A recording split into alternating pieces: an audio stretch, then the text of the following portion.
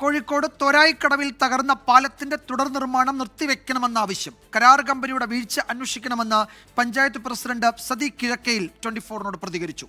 അന്വേഷണ റിപ്പോർട്ട് കിട്ടിയാൽ കർശന നടപടിയെന്ന് മന്ത്രി പി എ മുഹമ്മദ് റിയാസ് പറഞ്ഞു. കൃത്യസമയത്തു പണി പൂർത്തിയാക്കാനായില്ല. ഇതിപ്പോൾ നിർമ്മാണ ഘട്ടത്തിൽ തകർന്നു വീഴുകയും ചെയ്തു.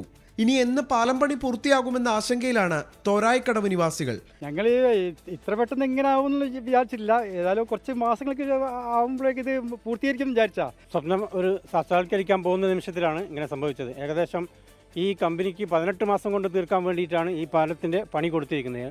ഇപ്പം ഏകദേശം 2 വർഷം കഴിഞ്ഞ് ഇതിൻ്റെ പണി തുടങ്ങിയിട്ട്. കരാർ കമ്പനി കോടതി വഴിയാണ് കരാർ നേടിയെടുത്തതെന്നും വീഴ്ചയുണ്ടായോ എന്ന് അന്വേഷിച്ച ശേഷം നിർമ്മാണം തുടർന്നാൽ മതിയെന്നുമാണ് ചേമഞ്ചേരി പഞ്ചായത്ത് പ്രസിഡന്റിന്റെ നിലപാട്. ഇവർ കോടതിയിൽ പോയിട്ടാണ് അവർ വർക്ക് വാങ്ങിയിട്ടുള്ളത്. എന്തായാലും ഇതിനെ പ്രവൃത്തി സമയബന്ധിതമായി പൂർത്തീകരിക്കാൻ വേണ്ടി സാധിച്ചിട്ടില്ല.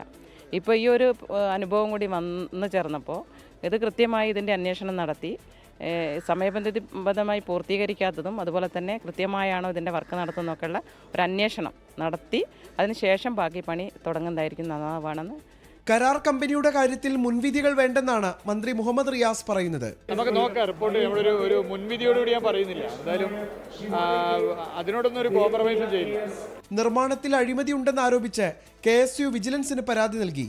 പൊതുമരാമത്ത് വകുപ്പിനും PMR കൺസ്ട്രക്ഷൻ കമ്പനിക്കുമെതിരെ അന്വേഷണം വേണമെന്നാണ് ആവശ്യം. സമയബന്ധിതമായി പണി പൂർത്തിയാക്കുക എന്നുള്ളതിനപ്പുറത്തേക്ക് മതിയായ സുരക്ഷാ മാനദണ്ഡങ്ങൾ ഉണ്ടെന്ന് ഉറപ്പുവരുത്തി നിർമ്മാണം ശരിയായ രീതിയിലാണെന്ന് ഉറപ്പുവരുത്തിയ ശേഷം പണി പൂർത്തിയാക്കണമെന്നുള്ളതാണ് നാട്ടുകാരുടെ ആവശ്യം.